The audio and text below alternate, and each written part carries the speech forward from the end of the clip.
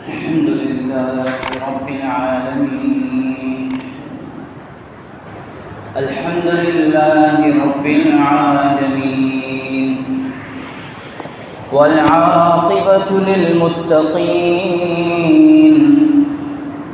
والصلاة والسلام على رسوله سيد الأنبياء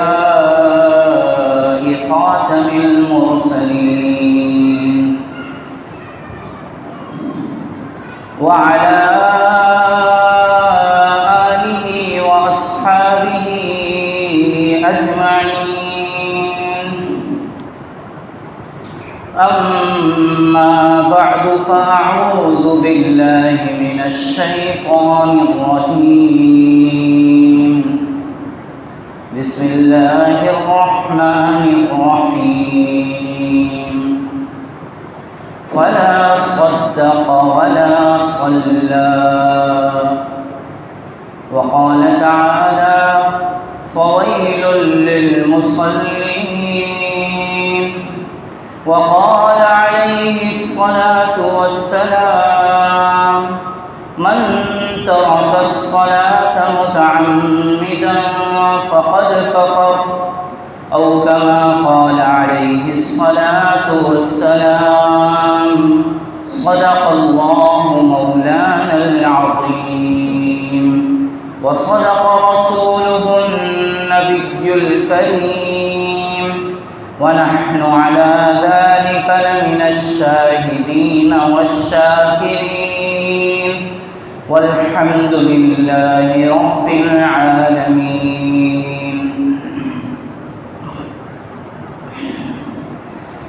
قابل احترام بزرگوں، دوستوں اور عزیز ساتھیوں، اللہ تبارک و تعالیٰ کے بے شمار فضل و کرم اور احسان سے ہمیں پھر یہ توفیق ملی کہ ہم جمعہ کی مبارک ساعتوں سے فائدہ اٹھائیں، اس کے مبارک لمحات میں درود شریف کا تحفہ اپنے پیارے نبی کو بھیجیں، اور آج کے دن خصوصیت کے ساتھ زیادہ سے زیادہ دعائیں کریں، سورہ کہف کا اہتمام کریں۔ اللہ تعالیٰ ہم سب کو توفیق عطا فرمائے۔ گزشتہ ہفتے دین کے ایک اہم شعبے عقائد کے اندر توحید کے بیان کے بعد عقیدہ رسالت کا بیان ہوا۔ اب اگر دوسرا شعبہ ہے تو وہ ہے عبادات کا شعبہ۔ عقائد اگر درست ہوں تو اعمال قابل قبول ہوتے ہیں، اور اگر عقائد ہی درست نہ ہوں تو پھر اعمال بھی ناقابل قبول ہوتے ہیں، اعمال مردود ہو جاتے ہیں اور رد کر دیے جاتے ہیں۔ اسی وجہ سے عقائد کا بیان بھی کیا جاتا ہے، کیونکہ وہ سب سے اہم ہے۔ اس کے بعد سب سے زیادہ اہمیت کی حامل اگر کوئی چیز ہے، کوئی شعبہ ہے، تو وہ ہے شعبہ عبادت۔ دل میں ایمان ہے یا نہیں، دل میں سچا یقین ہے یا نہیں، اللہ کو سچا اپنا معبود مانتا ہے یا نہیں، اس کا اظہار اور اقرار ہوتا ہے نماز سے۔ دل میں ایمان ہے، یقین ہے تو نماز پڑھے گا۔ دل میں اگر ایمان و یقین نہیں ہے تو نماز نہیں پڑھ سکتا۔ ایمان و یقین اگر مضبوط ہے تو اس کو نماز پر مجبور کر دے گا، کیونکہ ایمان و یقین یہ دل کی اندرونی کیفیت کا نام ہے، اور نماز یہ ایمان کی ظاہری کیفیت کا، ظاہری حالت کا نام ہے۔ اگر کسی کے دل میں ایمان ہے تو وہ 5 وقتہ نماز پڑھے گا، یا اگر کوئی چاہتا ہے کہ اس کے دل میں ایمان و یقین راسخ ہو جائے اگر کوئی چاہتا ہے کہ اس کے دل میں ایمان و یقین بیٹھ جائے اور دل سے وہ اللہ کو سچا جان لے، بالکل ایسا ہی جیسا کہ وہ ظاہری نظر آنے والی چیزوں پر یقین رکھتا ہے، جتنا نظر آنے والی چیزوں پر یقین ہے، اگر اتنا ہی یقین کوئی چاہتا ہے کہ اللہ پر ہو جائے، اس کے پیدا کرنے والے پر ہو جائے، تو وہ پابندی سے نماز پڑھے، پابندی سے نماز پڑھے، شک ختم ہو جائے گا۔ یہ نماز تمام شکوک و شبہات کا ازالہ کر دے گی۔ نماز میں آج بھی وہ تاثیر ہے جو تاثیر آج تمام چیزوں میں موجود ہے۔ کھانے پینے کی چیزوں میں تاثیر موجود ہے، نمک میں تاثیر موجود ہے، مرچی میں اثر ہے، آج بھی مرچی میں وہی اثر ہے جو شروع سے ہے۔ مرچی کی تاثیر میں کوئی فرق آیا زمانے کے بدلنے سے؟ نمک کی نمکینیت میں کوئی فرق آیا؟ چیزوں کی تاثیر میں جب کوئی فرق نہیں آیا تو آج بھی نماز اپنا اثر رکھتی ہے۔ ہر ایک شخص کے دل میں اللہ تعالیٰ نے فطری طور پر اپنی محبت رکھی ہے۔ اگر اس محبت کی تسکین نہیں ہوگی تو سکون نہیں آئے گا، بے چینی رہے گی۔ اسی محبت کی تسکین کے لیے اللہ تعالیٰ نے یہ نماز کا تحفہ عطا فرمایا ہے۔ جو لوگ بے نمازی ہوتے ہیں بڑے بے چین ہوتے ہیں، چاہے وہ اظہار نہ کریں، بڑے بے چین ہوتے ہیں، بڑے بے سکون ہوتے ہیں، کچھ نہ کچھ پریشانیاں لگی رہتی ہیں۔ یہ اللہ کا ارشاد ہے، اللہ نے خود کہا ہے کہ ایسا ہی کروں گا۔ فرمایا تفرغ لعبادتی املؤ صدرک غنا، میری عبادت کے لیے فارغ ہو جا، اپنے کام کاج کو آگے پیچھے کر لیا کر، عبادت کے لیے فارغ ہو جایا کر، میں تیرے سینے کو غنا سے اور دولت سے بھر دوں گا، میں تیرے سینے کو سکون سے بھر دوں گا اور تیرے کام کو بنا دوں گا۔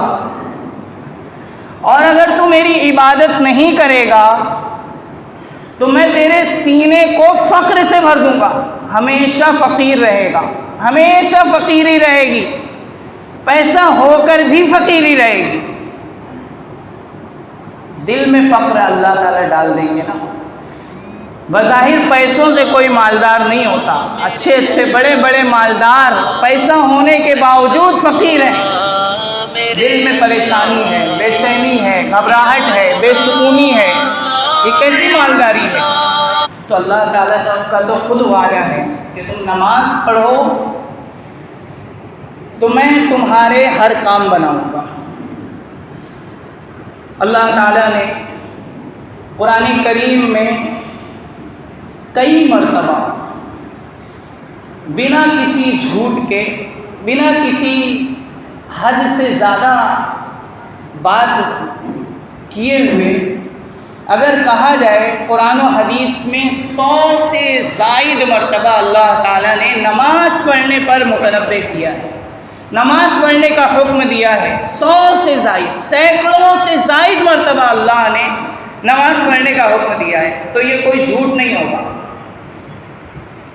ہم اگر کسی کو کہتے ہیں ایک مرتبہ، اگر وہ مان لیں تو ہم خوش ہو جاتے ہیں۔ اگر ہمارا کوئی ماتحت، ہمارا لڑکا، ہمارا بیٹا، ہمارے تحت رہنے والا کوئی نوکر، ملازم، کاریگر ہماری بات ایک مرتبہ نہیں مانتا، ہمیں غصہ آتا ہے۔ دوسری مرتبہ نہیں مانتا کہنے پر تو ہم ڈانٹتے بھی ہیں۔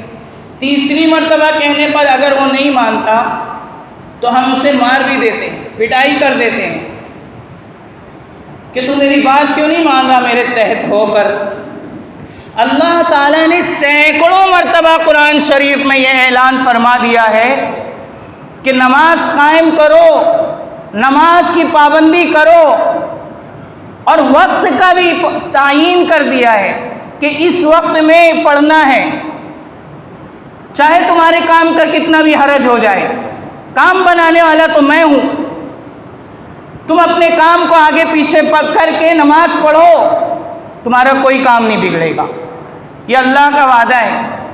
ڈاکٹر جب کوئی نسخہ دیتا ہے تو ٹائم بھی بتاتا ہے، وقت کی بھی تعین کرتا ہے. اللہ تعالیٰ نے ہم سب کی کامیابی کے لیے ایک نسخہ عطا فرمایا کہ نماز کی پابندی کرو، تمہارے لیے یقینی کامیابی ہے. قد افلح المؤمنون، نمازی ایمان والے کامیاب ہو گئے.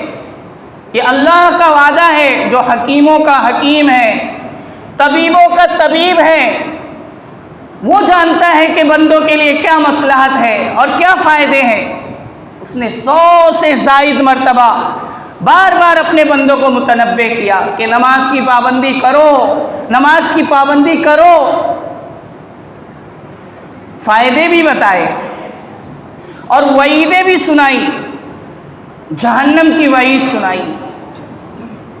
فائدے بتائے کہ نماز پڑھنے کا فائدہ پورے معاشرے پر پڑتا ہے. نماز پڑھنے کا فائدہ زمین پر بھی پڑتا ہے، آسمان کے بادلوں پر اور آسمان پہ بھی پڑتا ہے. نماز کا اثر پوری انسانیت پر پڑتا ہے، محلے کے فرد پر پڑتا ہے. آپ نے سنا ہوگا کہ بے نمازی کی نحوست 40 گھروں تک جاتی ہے. تو ایسے ہی ایک نمازی کا فائدہ اور برکت 40 گھروں تک جاتی ہے. فائدہ بھی ہوتا ہے، برکتیں بھی آتی ہیں. نماز کا اثر زمین پر، آسمان پر، فضاؤں پر، خلاؤں پر، چاند پر، ستارے پر، سورج پر، یہاں تک کہ جانوروں پر بھی پڑتا ہے. نماز پڑھنے والے کو جانور دعائیں دیتے ہیں اور بے نمازی کو جانور بددعائیں دیتے ہیں. اثر پڑتا ہے. اور نماز چھوڑنے کا بھی اثر ہوتا ہے. نماز چھوڑنے کی نحوست بھی ہوتی ہے. آج نماز چھوڑنے کی نحوست اتنی زیادہ ہے کہ اس کا احساس ہم سب کر رہے ہیں. بڑی مصیبتیں ہیں، بڑی آفتیں ہیں، بڑی بے چینیاں ہیں، پریشانیاں ہیں. کوئی مسئلہ ہی نہیں حل ہو رہا ہے. ہر طرف سے مسائل کی آمد ہے. لوگوں کو عاملوں پر یقین ہے، عامل کے پاس جاتے ہیں، بابا لوگ کے پاس جاتے ہیں، تعویذ لیتے ہیں، گنڈا بنواتے ہیں، دم درود کرواتے ہیں. لیکن اللہ تعالیٰ یہ فرما رہے ہیں، اور اللہ سے زیادہ سچا کوئی نہیں ہے، فرما رہے ہیں کہ تم نماز پڑھو، میں تمہاری مدد کروں گا، میں تمہارے کام بنا دوں گا. اللہ کی بات پہ یقین نہیں ہے. تو نماز کا اثر 40 گھروں تک بے نمازی کے نماز چھوڑنے کا اثر جاتا ہے. اس کا نقصان یہ ہے، سب سے زیادہ جس وجہ سے انسان پریشان ہوتا ہے وہ ہے رزق کی تنگی. اگر آدمی کے پاس پیسہ کم ہو اور پیسے میں برکت ہو، سارے کام پورے ہو جاتے ہیں، بیماریاں نہیں آتی. اور پیسہ بہت ہو، اکاؤنٹ بھرے ہوئے ہو اور بڑی بڑی بیماریاں لگی ہوئی ہے، بے برکتی ہے. تو یہ معیشت پر سب سے بڑا اثر پڑتا ہے نماز کے ترک کا. آج بڑے بڑے مالدار پریشان ہیں، پیسے ہیں مگر سکون نہیں ہے. سب سے زیادہ نماز کے چھوڑنے کا اثر اور اس کی نحوست رزق پر پڑتی ہے. اسی لیے اللہ تعالیٰ نے ارشاد فرمایا وَأْمُرْ أَهْلَكَ بِالصَّلَاةِ وَاصْطَبِرْ عَلَيْهَا، اپنے گھر والوں کو بھی نماز کا حکم دو اور خود بھی جم جاؤ. ہم تم سے رزق نہیں مانگ رہے ہیں، نماز پڑھنے پر ہم تم کو رزق دیں گے. اللہ کا وعدہ ہے نحن نرزقک، ہم تمہیں رزق دیں گے. نماز کا چھوڑنا گناہ کبیرہ ہے. اتنا بڑا گناہ ہے، اتنا بڑا گناہ ہے کہ اس پر جہنم کی وعیدیں ہیں۔ نماز کا چھوڑنا زنا سے بھی بڑا گناہ ہے، نماز کا چھوڑنا شراب سے بھی بڑا گناہ ہے۔ ایک طبقہ گزرا ہے کہ وہ گناہ کبیرہ کرنے والے کو کافر سمجھتا تھا، وہ سمجھتا تھا، اور اس کے پاس دلیل بھی تھی، اس کے پاس دلیل بھی تھی۔ دلیل کیا؟ من ترک الصلاۃ متعمدا فقد کفر، جو نماز جان بوجھ کر چھوڑ دے وہ کافر ہو گیا۔ اس میں کسی قسم کی کوئی تعویل نہیں ہے۔ اللہ کے نبی علیہ الصلوۃ والسلام کا صاف اور واضح ارشاد ہے، وہ کافر ہو گیا، اسلام سے خارج ہو گیا۔ تو وہ طبقہ یہ کہتا ہے کہ اس میں کیا تعویل کی ضرورت، جب کہہ دیا نبی نے وہ کافر ہو گیا، اسلام سے خارج ہو گیا، اس کا اسلام سے اب کوئی تعلق نہیں رہا، تو اب تعویل کی کیا ضرورت؟ اسی وجہ سے وہ کہتا ہے کہ گناہ کبیرہ کرنے والا، نماز چھوڑنے والا گناہ کبیرہ کرنے والا ہے، لہذا نماز چھوڑنے والا کبھی جنت میں نہیں جائے گا، ہمیشہ جہنم میں رہے گا۔ لیکن اہل سنت والجماعت دیگر روایات اور دیگر آیات و احادیث کی روشنی میں یہ فرماتے ہیں کہ ایسا نہیں ہے، صرف نماز کے چھوڑنے سے گناہ کبیرہ تو لازم آتا ہے کہ نماز چھوڑنے والا گناہ کبیرہ کرنے والا ہے، لیکن وہ کافر نہیں ہو جاتا، بالکل اسلام سے خارج نہیں ہو جاتا، بلکہ اگر وہ توبہ کر لے گا تو اس کا یہ گناہ معاف ہو جائے گا۔ قضا کر لے نماز کی، جان بوجھ کر چھوڑا ہے تو نماز کی قضا کر لے اور اللہ سے توبہ کر لے، وہ فاسق ہے، گنہگار ہے، ہاں سچا اور پکا مسلمان نہیں ہے، سچا اور پکا مسلمان نہیں ہے۔ اسی وجہ سے دو امام احمد ابن حنبل اور امام شافعی رحمۃ اللہ علیہ یہ فرماتے ہیں کہ بے نمازی کو قتل کرنا واجب ہے۔ یہ حدیث کی روشنی میں فرماتے ہیں، اپنی طرف سے نہیں، کہ بے نمازی کو قتل کرنا واجب ہے، اس لیے کہ اس سے سارے کام ہو رہے ہیں، کھانا بھی کھا رہا ہے اور ایک ٹائم نہیں کئی ٹائم کھا رہا ہے، چائے بھی پی رہا ہے سکون سے، اور سارے کام اس سے ہو رہے ہیں، اور اللہ کی ساری نعمتیں استعمال کر رہا ہے، صرف اللہ کے سامنے جھک نہیں رہا،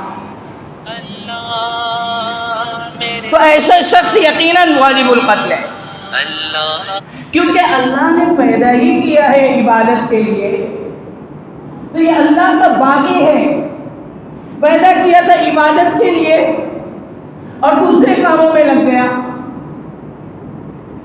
شیطان سے ایک سجدہ نہیں ہوا، شیطان نے ایک سجدے سے انکار کیا، مردود ہو گیا۔ بتائیے یہ جو جمعہ نماز پڑھنے والے ہیں، یہ کتنا سجدے کا انکار کر رہے ہیں، کتنے مردود ہوں گے، کتنے مردود ہوں گے؟ کہیں ان کے دل پر اللہ کی طرف سے مہر تو نہیں لگا دی گئی؟ نماز چھوڑنے والے کا خاتمہ ایمان پر نہیں ہوتا، یہ میں نہیں کہہ رہا ہوں اپنی طرف سے، قرآن و احادیث بتاتے ہیں کہ اگر یہ توبہ نہیں کیا تو ایمان پر خاتمہ نہیں ہوگا، نکل جائے گا۔ بڑی سخت وعید ہے، تو اس کا مطلب بھی سمجھ میں آ گیا کہ جس نے جان بوجھ کر نماز چھوڑی وہ کافر ہو گیا، یعنی ہو جائے گا، اس لیے کہ اس کا اللہ سے تعلق ہی ٹوٹتا چلا جاتا ہے۔ اسی وجہ سے دیکھو، غور کرو کہ اللہ تعالیٰ نے اپنے نبی کے ذریعے سے ہم سب کو نماز کی اہمیت پر کتنا لگایا کہ اپنے بچوں کے بارے میں حکم دیا، مروا اولادکم بالصلاۃ وہم ابناء 7 سنین، 7 سال کی عمر سے ہی بچوں کو نماز پہ لگوانے کا حکم دیا، فرمایا 7 سال کے ہو جائیں نماز پہ لگا دو۔ روزے کے بارے میں نہیں فرمایا، حج کے بارے میں نہیں فرمایا، زکوٰۃ کے بارے میں نہیں فرمایا، اور کسی حکم کے بارے میں بچوں کے لیے کوئی حکم نہیں دیا، لیکن نماز کے بارے میں حکم دیا اور کہا اپنے بچوں کو آرڈر کرو کہ جب 7 سال کے ہو جائیں اب نماز پڑھو۔ اگر 10 سال ہوتے ہوتے نماز پر نہیں آئے اور نماز یا تو چھوڑتے ہیں، کبھی پڑھتے ہیں کبھی نہیں، یا پڑھتے ہی نہیں، تو پٹائی کرو۔ فرمایا پٹائی کرو، وَاضْرِبُوهُمْ عَلَيْهَا، پٹائی کرو۔ کیوں فرمایا؟ کہیں خدا نہ خواستہ، اللہ نہ کرے اور 1000 مرتبہ اللہ نہ کرے کہ یہ بالغ ہونے کے بعد نماز چھوڑ دے، کوئی ایک نماز بھی اس سے چھوٹ جائے تو اس کا اسلام سے رشتہ ٹوٹ جائے گا۔ نماز کا چھوڑنا اسلام سے رشتے کا ٹوٹ جانا ہے۔ بظاہر نام کے مسلمان رہے، لیکن اگر نماز چھوڑے ہوئے ہیں تو اسلام سے رشتہ ختم۔ یہی مطلب ہے من ترک الصلاۃ متعمدا فقد کفر، اسلام سے رشتہ ٹوٹ گیا۔ اسی وجہ سے شیخ عبد القادر جیلانی رحمۃ اللہ علیہ، امام ذہبی رحمۃ اللہ علیہ، امام احمد بن حنبل رحمۃ اللہ علیہ، اس کے علاوہ اور بھی بہت سارے امام فرماتے ہیں کہ بے نمازی کو مسلمانوں کے قبرستان میں دفن نہ کیا جائے۔ کیوں؟ اس لیے کہ اس بے نمازی کی نحوست سے مسلمانوں کو قبر کا عذاب ہوگا۔ اس بے نمازی کی وجہ سے دوسرے نمازی مسلمانوں کو تکلیف ہوگی، عذاب میں مبتلا کیا جائے گا۔ یہ یوں ہی نہیں ہے، یہ واقعات ہوئے ہیں، بہت سارے واقعات ہوئے ہیں۔ ایک واقعہ امام ذہبی نے الکبائر ایک کتاب ہے، اس میں لکھا ہے کہ ایک لڑکی کا انتقال ہوا، بھائی نے تجہیز و تکفین کر دی اور اپنی ایک قیمتی چیز اس میں چھوڑ دیا، گر گئی۔ کسی عالم سے مسئلہ پوچھا کہ کیا میں دوبارہ قبر کھول سکتا ہوں؟ فرمایا کہ نہیں کھول سکتے، لیکن چونکہ قیمتی چیز ہے اس لیے ایک طرف کونا کھول دو اور ہاتھ ڈال کے نکالو، کوئی ایسی صورت اختیار کرو کہ پوری قبر نہ کھولنی پڑے۔ اس نے جب قبر کا ایک کونا کھولا اور قبر کے اندر جھانکا تو آگ سے بھرا ہوا تھا، آگ کے شعلے لپٹ رہے تھے۔ گھر آیا، اپنی امی سے پوچھا کہ ماں بہن کا یہ حال ہے، قبر میں آگ ہے۔ ماں نے بتایا کہ بیٹا تیری بہن نماز نہیں پڑھا کرتی، اس کا یہ اثر ہے کہ آج پوری قبر آگ کے شعلوں سے بھری ہے۔ انہی امام ذہبی نے ایک اور واقعہ لکھا ہے کہ ایک شخص نماز نہیں پڑھا کرتا تھا، اس کا چہرہ قبلے سے پھر گیا، اس کی وجہ سے کسی ضرورت سے قبر کھولی گئی، دیکھا گیا کہ قبلے سے پھرا ہوا ہے۔ جو اپنی زندگی میں اپنا رخ قبلے کی طرف کر کے نماز نہیں پڑھا کرتا، قبر میں اس کا رخ قبلے سے پھیر دیا جاتا ہے۔ اور قیامت کے دن تو اللہ تعالیٰ نے قرآن کریم میں فرما دیا ہے کہ جو دنیا میں سجدے نہیں کرتے اور نماز نہیں پڑھتے، کل قیامت کے دن اللہ کے سامنے سجدہ نہیں کر پائیں گے، ان کی کمر تخت کے مانند بالکل سیدھی کر دی جائے گی اور سجدہ کرنے کی توفیق نہیں ہوگی۔ وقت کی کمی کی وجہ سے ساری باتیں بیان نہیں کی جا سکتی، ورنہ تو اگر قرآن و احادیث کی آیات اور روایات اور احادیث میں جو بے نمازی پر جہنم کی وعیدیں ہیں اور جو اس کے ساتھ لگنے والی سزائیں ہیں ان کا تذکرہ کیا جائے تو اس کے لیے وقت بہت زیادہ لگ جائے۔ اللہ تعالیٰ توفیق دیں تو بیان کیا جاتا رہے گا، لیکن میرے دوستو نماز کی اہمیت کو سمجھ دو۔ نماز نہ پڑھنے والا اللہ کی نظر میں باغی ہے، وہ کامیاب نہیں ہے، ناکام ہے، بربادی ہو جائے گی اس کی، اسلام سے رشتہ ٹوٹ جاتا ہے، قیامت کے دن کافروں کی صف میں کھڑا کیا جائے گا۔ اس سے بڑی سزا کیا ہے؟ اللہ تعالیٰ ہم سب کو سمجھ عطا فرمائیں اور اللہ تعالیٰ ہم سب کو سچا ایمان و یقین نصیب فرمائیں اور اللہ تعالیٰ ہم سب کا نماز کے ساتھ رشتہ جوڑ دے۔ اللہ تعالیٰ شک سے اور غفلت سے ہم سب کی حفاظت فرمائیں۔ وآخر دعوانا الحمدللہ رب العالمین۔